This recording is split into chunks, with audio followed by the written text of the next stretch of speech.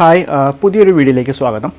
നമ്മുടെ ഈ ചാനലിൽ നമ്മൾ ലാസ്റ്റ് ചെയ്ത 3 വീഡിയോസ് എന്ന് പറയുന്നത് മലയാളത്തിലെ സൂപ്പർ സ്റ്റാറുകളുടെ റവന്യൂ അനാലിസിസ് വീഡിയോ ആണ്. അതായത് അവരുടെ പേഴ്സണൽ ഫിനാൻസ് അല്ല, അവരുടെ സ്വന്തം പ്രൊഡക്ഷൻ കമ്പനികളുടെ റവന്യൂ അനാലിസിസ് വീഡിയോ ആണ് നമ്മൾ ചെയ്തിരുന്നത്. നമ്മൾ ആദ്യം ചെയ്തത് മമ്മൂക്കയുടെ ഉടമസ്ഥതയിലുള്ള മമ്മൂട്ടി കമ്പനിയുടെ റവന്യൂ അനാലിസിസ് വീഡിയോ ആണ്. രണ്ടാമത് ചെയ്തത് ദുൽഖർ സൽമാൻ്റെ ഉടമസ്ഥതയിലുള്ള വേഫറർ ഫിലിംസിൻ്റെ റവന്യൂ അനാലിസിസ് വീഡിയോ ആണ്. മൂന്നാമത് ചെയ്തത് പൃഥ്വിരാജ് പ്രൊഡക്ഷൻ്റെ വീഡിയോ ആണ്. അപ്പോൾ സ്വാഭാവികമായിട്ടും എല്ലാവരും നിങ്ങൾ എന്തുകൊണ്ട് ചെയ്തില്ല അല്ലെങ്കിൽ എന്താ ചെയ്യാത്തേ എന്ന് ചോദിക്കുന്നത് നമ്മുടെ മലയാളത്തിൻ്റെ പ്രിയപ്പെട്ട ലാലേട്ടൻ്റെ പ്രൊഡക്ഷൻ കമ്പനിയുടെ റവന്യൂ അനാലിസിസ് വീഡിയോ ആണ്. അപ്പോൾ നമുക്ക് എല്ലാവർക്കും അറിയാവുന്ന പോലെ ലാലേട്ടൻ്റെ ഒരുമാതിരിപ്പെട്ട എല്ലാ പടങ്ങളും പ്രൊഡ്യൂസ് ചെയ്യുന്നത് ആന്റണി പെരുമ്പാവൂരാണ്. അല്ലെങ്കിൽ ആശീർവാദ് സിനിമാസിൻ്റെ ബാനറിലാണ് ലാലേട്ടൻ്റെ ഒരുമാതിരിപ്പെട്ട എല്ലാ പടങ്ങളും ഇറങ്ങുന്നത്. നമ്മൾ ദൃശ്യം പോലെ അല്ലെങ്കിൽ ലൂസിഫർ പോലെ അല്ലെങ്കിൽ ഇനി വരാനിരിക്കുന്ന എമ്പുരാൻ എല്ലാ പടങ്ങളും ആശീർവാദ് സിനിമാസിൻ്റെ ബാനറിലാണ് വന്നിട്ടുള്ളത്. അപ്പോൾ ഞാൻ ലാലേട്ടൻ്റെ പ്രൊഡക്ഷൻ കമ്പനിയുടെ വീഡിയോ അനാലിസിസ് ചെയ്യാൻ വേണ്ടി അതിനെപ്പറ്റിയുള്ള സ്റ്റഡി നടത്തി. അന്നേരം എനിക്ക് മനസ്സിലായ ഒരു കാര്യം എന്താണെന്ന് വെച്ചാൽ ആശീർവാദ് സിനിമാസുമായിട്ട് ലാലേട്ടന് ഡയറക്റ്റ് ഒരു ബന്ധവുമില്ല. അദ്ദേഹം ലീഗലി ആശീർവാദ് സിനിമാസിൻ്റെ ഡയറക്ടറോ ഷെയർ ഹോൾഡറോ ഒന്നും തന്നെയല്ല. അദ്ദേഹത്തിന് ലീഗലി ആശീർവാദ് സിനിമാസുമായിട്ട് ഒരു ബന്ധവുമില്ല. ആന്റണി പെരുമ്പാവൂർ ആണ് ആ കമ്പനി പൂർണ്ണമായിട്ടും നടത്തുന്നത്. ആദ്യം അതൊരു 1% കമ്പനിയായിരുന്നു. 1% കമ്പനി എന്നുകൊണ്ട് ഉദ്ദേശിക്കുന്നത് 1 ഡയറക്ടർ മാത്രമുള്ള ഒരു കമ്പനി. ആന്റണി പെരുമ്പാവൂർ മാത്രം ഡയറക്ടറായിട്ടുണ്ടായിരുന്ന ഒരു കമ്പനി ആയിരുന്നു ആദ്യം. കഴിഞ്ഞ വർഷമാണ് അത് പ്രൈവറ്റ് ലിമിറ്റഡ് കമ്പനിയായിട്ട് കൺവേർട്ട് ചെയ്തത്. അതുകൊണ്ട് ആശീർവാദ് സിനിമാസിൻ്റെ ഫിനാൻഷ്യൽ റിപ്പോർട്ട്, ലാസ്റ്റ് ഫിനാൻഷ്യൽ ഇയറിലെ ഫിനാൻഷ്യൽ റിപ്പോർട്ട് അവൈലബിൾ അല്ല. ഈ വർഷത്തെ ഫിനാൻഷ്യൽ ഓഡിറ്റിങ്ങിലും അത് ഫയൽ ചെയ്യുന്ന സമയത്തായിരിക്കും അത് അവൈലബിൾ ആവുകയുള്ളൂ. അതൊരു നവംബറിന് മുമ്പ്, ഈ വർഷം തന്നെ നവംബറിന് മുമ്പ് ഉണ്ടാവും നമുക്ക് പ്രതീക്ഷിക്കാം. അപ്പോൾ നമ്മൾ അതിൻ്റെ അനാലിസിസ് വീഡിയോ ചെയ്യുന്നതാണ്. ആശീർവാദ് സിനിമാസിന് 3 ഡയറക്ടേഴ്സാണ് ഉള്ളത്. ഒന്ന് നമുക്ക് അറിയാവുന്ന പോലെ ജോസഫ് ആൻ്റണി എന്ന ആൻ്റണി പെരുമ്പാവൂർ, രണ്ടാമത്തെ ഡയറക്ടർ അനീഷ ആൻ്റണി, മൂന്നാമത്തെ ഡയറക്ടർ എമിൽ ആൻ്റണി. ഇവർ ബാക്കിയുള്ള 2 പേരും അദ്ദേഹത്തിൻ്റെ ഫാമിലി മെമ്പേഴ്സ് തന്നെ ആണ്. ലാലേട്ടൻ ആശീർവാദ് സിനിമാസുമായിട്ട് ലീഗലി ഒരു ബന്ധവുമില്ല, അല്ലെങ്കിൽ അദ്ദേഹം അതിൻ്റെ ഡയറക്ടറല്ല, അല്ലെങ്കിൽ അദ്ദേഹം അതിൻ്റെ ഷെയർ ഹോൾഡർ അല്ല എന്ന് പറയുമ്പോൾ നമുക്ക് പലർക്കും തോന്നുന്ന, അല്ലെങ്കിൽ പല ആൾക്കാർക്കും തോന്നുന്ന ഒരു ചിന്തയാണ് ലാലേട്ടൻ്റെ ബിനാമി കമ്പനി ആയിരിക്കും ആശീർവാദ് സിനിമാസ് എന്നുള്ളത്. പക്ഷേ അത് വളരെ തെറ്റായൊരു ധാരണയാണ്. എന്തുകൊണ്ട് എന്ന് വെച്ചാൽ ലാലേട്ടനെ പോലെ മലയാളത്തിൽ ഏറ്റവും കൂടുതൽ പ്രതിഫലം മേടിക്കുന്ന ഒരു ആക്ടർക്ക് ഇൻഡിവിജ്വലി പ്രതിഫലം എടുക്കുക എന്നുള്ളത് അത് ഏറ്റവും ടാക്സ് കൊടുക്കേണ്ട ഒരു പരിപാടിയാണ്. അദ്ദേഹത്തെ സംബന്ധിച്ച് ഏറ്റവും നല്ല വഴി സ്വന്തം പ്രൊഡക്ഷൻ കമ്പനി ചെയ്ത് അദ്ദേഹത്തിൻ്റെ പ്രതിഫലമെല്ലാം സ്വന്തം പ്രൊഡക്ഷൻ കമ്പനിയുടെ വരുമാനമാക്കി കാണിച്ച് എടുക്കുന്നതാണ് ഇൻഡിവിജ്വലി പ്രതിഫലം മേടിക്കുന്നതിനേക്കാളും ഏറ്റവും ലാഭകരമായ ഒരു പ്രോസസ്സ്. പക്ഷേ അദ്ദേഹം അങ്ങനെ ചെയ്യുന്നില്ല. അങ്ങനെ നോക്കുമ്പോൾ അദ്ദേഹം അത് ചെയ്യുന്നത് ഒരു കണക്കിന് ഒരു മണ്ടത്തരമാണ്. അല്ലെങ്കിൽ മണ്ടത്തരം കൊണ്ട് ഉദ്ദേശിക്കുന്നത് കൂടുതൽ ടാക്സ് കൊടുക്കേണ്ടി വരും. എന്താണെന്ന് വെച്ച് കഴിഞ്ഞാൽ അദ്ദേഹം ആശീർവാദ് സിനിമാസുമായിട്ട് ഡയറക്റ്റ് അല്ലെങ്കിൽ ലീഗലി കണക്റ്റഡ് അല്ലാത്തതുകൊണ്ട് അദ്ദേഹത്തിൻ്റെ പ്രതിഫലമെല്ലാം ഇൻഡിവിജ്വലി ആയിരിക്കും മേടിക്കുക. ഇൻഡിവിജ്വലി മേടിക്കുമ്പോൾ എന്താ കുഴപ്പം എന്ന് വെച്ച് കഴിഞ്ഞാൽ 30% ഇൻകം ടാക്സ് ആദ്യമേ തന്നെ അടയ്ക്കേണ്ടി വരും. അപ്പോൾ ലാലേട്ടനെ സംബന്ധിച്ച് ഇത്രയും വലിയ പ്രതിഫലം മേടിക്കുന്ന ആളെ സംബന്ധിച്ച് 30% ടാക്സ് എന്ന് പറയുന്നത് വലിയൊരു തുകയായിട്ട് വരും. അതേസമയം അദ്ദേഹം സ്വന്തം പ്രൊഡക്ഷൻ കമ്പനി വഴി അദ്ദേഹത്തിൻ്റെ പ്രതിഫലം കൈപ്പറ്റുകയാണെങ്കിൽ, അല്ലെങ്കിൽ ചെറിയൊരു എമൗണ്ട് മാത്രം വ്യക്തിപരമായി കൈപ്പറ്റി ബാക്കി ഉള്ള എമൗണ്ട് അദ്ദേഹത്തിൻ്റെ കമ്പനി വഴി അല്ലെങ്കിൽ ആ സിനിമയുടെ റിലീസിന് ശേഷം വന്ന വരുമാനമായിട്ട് കാണിച്ച് കൈപ്പറ്റുവാണെങ്കിൽ അദ്ദേഹത്തിന് ടാക്സ് വളരെ കുറച്ച് അടച്ചാൽ മതി. അതും കൂടാതെ എല്ലാ എക്സ്പെൻസ് കാര്യങ്ങളെല്ലാം അതിൽ കൂടി കയറിപ്പോവുകയും ചെയ്യും. ഇനി നമ്മൾ അതിനെപ്പറ്റിയാണ് സംസാരിക്കാൻ പോകുന്നത്. ഇപ്പം നമ്മുടെ ഇൻഡസ്ട്രിയിൽ നോക്കിക്കഴിഞ്ഞാൽ, മലയാള ഇൻഡസ്ട്രി മാത്രമല്ല എല്ലാ മൂവി ഇൻഡസ്ട്രീസിലും നോക്കിക്കഴിഞ്ഞ് കഴിഞ്ഞാൽ ലീഡിങ് ആക്ടേഴ്സിന് എല്ലാവർക്കും സ്വന്തമായിട്ട് പ്രൊഡക്ഷൻ കമ്പനി ഉണ്ടായിരിക്കും.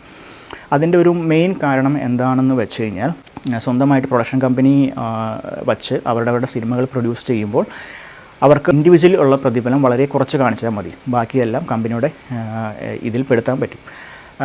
ഇപ്പം നമ്മൾ നോക്കിക്കഴിഞ്ഞ് കഴിഞ്ഞാൽ ലീഡിങ് ആക്ടേഴ്സിൻ്റെയൊക്കെ സിനിമകൾ നോക്കിക്കഴിഞ്ഞാൽ ഒന്നും ഇല്ലെങ്കിൽ അവരുടെ സ്വന്തം പ്രൊഡക്ഷൻ കമ്പനി തന്നെ ഫുൾ പണം മുടക്കി ചെയ്യുന്ന സിനിമയായിരിക്കും. അല്ലെങ്കിൽ വേറെ എക്സ്റ്റേണൽ ആയിട്ടുള്ള അല്ലെങ്കിൽ വേറെ പുറത്തുള്ള പ്രൊഡക്ഷൻ കമ്പനീസുമായിട്ട് കൊളാബറേറ്റ് ചെയ്തായിരിക്കും അവരുടെ സിനിമകളെല്ലാം പ്രൊഡ്യൂസ് ചെയ്യുക. അപ്പോൾ അതിൻ്റെ ഒരു ഗുണം എന്താണെന്ന് വെച്ച് കഴിഞ്ഞാൽ അവർക്ക് അവരുടെ ഇൻവെസ്റ്റ്മെൻ്റ് എന്ന് പറഞ്ഞാൽ, ആ സിനിമ പ്രൊഡ്യൂസ് ചെയ്യാനുള്ള ഇൻവെസ്റ്റ്മെൻറ്റ് എന്ന് പറയുന്നത് അവരുടെ തന്നെ അവരുടെ ഒരു ബ്രാൻഡ് വാല്യൂ ഉണ്ടല്ലോ. ഇപ്പോൾ ഒരു ഫോർ എക്സാമ്പിൾ ഒരു നടൻ ഒരു 10 കോടിയെ പ്രതിഫലം മേടിക്കണമെങ്കിൽ ആ 10 കോടിയായിരിക്കും അവരുടെ ഭാഗത്തു നിന്നുള്ള ഇൻവെസ്റ്റ്മെൻറ്റ്. അത് അവർക്കൊരു ഷെയർ ആയിട്ട് ടോട്ടൽ ആ ഒരു ബിസിനസ്സിലെ ആ വെഞ്ചറിലെ ഷെയർ ആയിട്ട് അവർക്ക് കിട്ടും. അപ്പോൾ അവർക്ക് അത് സിനിമ റിലീസായി ആ സിനിമ പ്രോഫിറ്റാണ്, നല്ല ലാഭം കിട്ടുന്ന സിനിമയാണെങ്കിൽ അത് അവരുടെ കമ്പനിയുടെ വരുമാനമായിട്ട് കാണിച്ചാൽ മതി. ഇൻഡിവിജ്വലി പ്രതിഫലം ഒന്നുമില്ലെങ്കിൽ അത് കാണിക്കേണ്ട, അല്ലെങ്കിൽ ചെറിയൊരു എമൗണ്ട് കാണിച്ച് അതിൻ്റെ ടാക്സ് മാത്രം അടച്ചാൽ മതി. ഫോർ എക്സാമ്പിൾ അവർക്ക് 25 കോടിയാണ് ആ സിനിമയിൽ നിന്ന് കിട്ടുന്നതെങ്കിൽ ഇൻഡിവിജ്വലി പ്രതിഫലം ഒരു 2-3 കോടി കാണിച്ച് അതിൻ്റെ ഡയറക്റ്റായിട്ട് വരുന്ന 30% ടാക്സ് അടച്ച് ബാക്കി കമ്പനിയുടെ വരുമാനമായിട്ട് ആ സിനിമ പ്രൊഡ്യൂസ് ചെയ്തപ്പോൾ കിട്ടിയ റവന്യൂ ആയിട്ട് കാണിക്കാം. അപ്പോൾ അങ്ങനെ വരുമ്പോൾ ഗുണം എന്താണെന്ന് വെച്ചാൽ, ഒന്ന് ഇത് വേറൊരു കാര്യം എന്താണെന്ന് വെച്ച് കഴിഞ്ഞാൽ, നമ്മൾ ഈ കാര്യം പറയുമ്പോൾ പലരും തെറ്റിദ്ധരിക്കപ്പെടാം. പക്ഷേ ഇത് ലീഗലി അലൗഡാണ്. നമ്മുടെ ഗവൺമെൻറ് ഓഫ് ഇന്ത്യ ഇത് അലൗ ചെയ്യുന്നതാണ്. നമ്മുടെ നിയമപരമായിട്ടും എല്ലാം ഇത് ഒരു കള്ളത്തരോ കാര്യങ്ങളൊന്നും ഇതിലില്ല. ഫുള്ളി ലീഗലായിട്ടുള്ള പരിപാടിയാണ്. സ്വന്തം പ്രൊഡക്ഷൻ കമ്പനി തുടങ്ങി അല്ലെങ്കിൽ സ്വന്തം കമ്പനി തുടങ്ങി അതിൻ്റെ കീഴിൽ സ്വന്തം സിനിമകൾ പ്രൊഡ്യൂസ് ചെയ്യുക, അത് കമ്പനിയുടെ എക്സ്പെൻസ് കാണിക്കുക, അതൊക്കെ വളരെ ലീഗലായിട്ടുള്ള കാര്യമാണ്.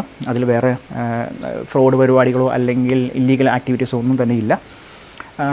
പിന്നെ വേറൊരു ഏറ്റവും വലിയ ഗുണം എന്താണെന്ന് വെച്ച് കഴിഞ്ഞാൽ, ഈ ലീഡിങ് ആക്ടേഴ്സിൻ്റെയൊക്കെ എക്സ്പെൻസ് നമുക്ക് ഊഹിക്കാമല്ലോ.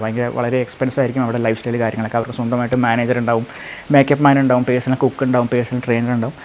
അപ്പോൾ ഇങ്ങനെ തുടങ്ങിയ എല്ലാ എക്സ്പെൻസുകളും അവർക്ക് ഈ കമ്പനിയുടെ എക്സ്പെൻസിൽ കാണിക്കാൻ പറ്റും. അവരുടെ മാനേജർക്ക് കൊടുക്കുന്ന സാലറി, കുക്കിൻ്റെ സാലറി, മേക്കപ്പ് മാൻ്റെ സാലറി, ട്രെയിനറുടെ സാലറി, ജിം ട്രെയിനറുടെ സാലറി, അല്ലെങ്കിൽ ബാക്കി പറഞ്ഞാൽ അവരുടെ സ്റ്റാഫ് കാര്യങ്ങളെല്ലാം ഉണ്ടാവുമല്ലോ, അതിൻ്റെ എല്ലാം സാലറി അതിൽ കാണിക്കാൻ പറ്റും. അവരുടെ ബാക്കി ട്രാവൽ എക്സ്പെൻസ്, അവരുടെ ക്യാരവൻ്റെ എക്സ്പെൻസ്, ഹോട്ടൽ എക്സ്പെൻസ്, അങ്ങനെ തുടങ്ങിയ എല്ലാ എക്സ്പെൻസുകളും കമ്പനി ഇതിൽ പെടുത്താൻ പറ്റും. അതുകൂടാതെ തന്നെ അവരുടെ ഫാമിലി മെമ്പേഴ്സ്, ഈ ലീഡിങ് ആക്ടേഴ്സിൻ്റെ ആരുടെയെങ്കിലും ഫാമിലി മെമ്പേഴ്സും കൂടെയും അവരുടെ ഈ പ്രൊഡക്ഷൻ കമ്പനിയിൽ ഡാറ്റ് ബോർഡിലോ ഉണ്ടെങ്കിൽ അവരുടെ എക്സ്പെൻസും കൂടി അവരുടെ പല ഇതേപോലത്തുള്ള എക്സ്പെൻസുകളും കൂടി ഇതിൽ പെടുത്താൻ പറ്റും. അപ്പോൾ അങ്ങനെ വരുമ്പോൾ ഗുണം എന്താണെന്ന് വെച്ച് കഴിഞ്ഞാൽ, ഇൻഡിവിജ്വലി പ്രതിഫലം മേടിക്കുമ്പോൾ 30% ടാക്സ് ഡയറക്റ്റ് ഇൻകം ടാക്സ് അടയ്ക്കണം. കമ്പനിയുടെ വരുമ്പോൾ എല്ലാ എക്സ്പെൻസുകളും കഴിഞ്ഞ് പ്രോഫിറ്റ് കാണിക്കുന്നതിൻ്റെ 25% ടാക്സ് അടയ്ക്കുക.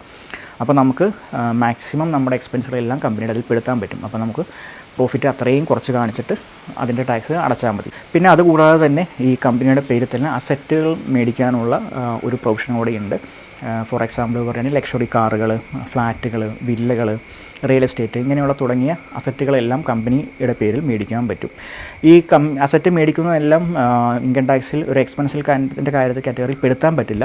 എങ്കിൽ പോലും പ്രത്യേകിച്ച് ഇപ്പോൾ നമ്മളൊരു ലക്ഷറി കാറിൻ്റെ കാര്യം പറയുകയാണെങ്കിൽ, ഇപ്പോൾ 1 കോടി രൂപയുടെ ഒരു ലക്ഷറി കാറ് മേടിക്കുകയാണെങ്കിൽ അതിൻ്റെ ഒരു വർഷം കഴിഞ്ഞിട്ടുള്ള ഡിപ്രിസിയേഷൻ വാല്യൂ എന്ന് പറയുന്നത് 15%. അതായത് അതിൻ്റെ വാല്യൂ 15% കുറയും. അപ്പോൾ 85 ലക്ഷമാവും ഒരു വർഷം കഴിയുമ്പോഴേക്കും കാറിൻ്റെ വാല്യൂ.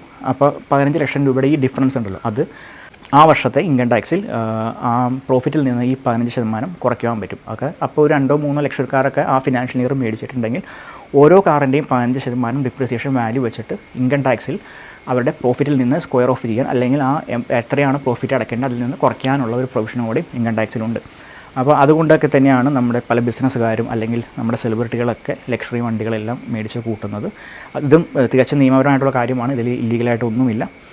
അതേപോലെ തന്നെ അവരുടെ എക്സ്പെൻസ് കാര്യങ്ങളെല്ലാം കമ്പനിയുടെ ഇത് കാണിക്കാൻ പറ്റുള്ളൂ. അപ്പോൾ നമ്മൾ അങ്ങനെ നോക്കുമ്പോൾ ലാലേട്ടൻ ഈ കാണിക്കുന്നത് വളരെ മണ്ടത്തരമാണ്. അദ്ദേഹത്തെ സംബന്ധിച്ച് ഏറ്റവും നല്ല പരിപാടി എന്ന് പറയുന്നത് ഇത്രയും വലിയ പ്രതിഫലം മേടിക്കുന്ന ഒരു ആക്ടർ എന്നൊരു രീതിയിൽ അദ്ദേഹത്തിന് സ്വന്തം പ്രൊഡക്ഷൻ കമ്പനി വഴി അദ്ദേഹത്തിൻ്റെ പ്രതിഫലം കൈപ്പറ്റുന്നതാണ് ഏറ്റവും ലാഭകരമായ പരിപാടി. പക്ഷേ നമ്മളുടെ അനാലിസിസിൽ മനസ്സിലായത് എന്താണെന്ന് വെച്ച് കഴിഞ്ഞാൽ, അദ്ദേഹം അങ്ങനെയല്ല ചെയ്യുന്നത്. അപ്പോൾ സ്വാഭാവികമായിട്ടും അദ്ദേഹം ഇൻഡിവിജ്വലി ആയിരിക്കും പ്രതിഫലം കൈപ്പറ്റുക. അപ്പോൾ അദ്ദേഹം അതിന് 30% ഇൻകം ടാക്സ് ഡയറക്റ്റ് അടയ്ക്കേണ്ടി വരും.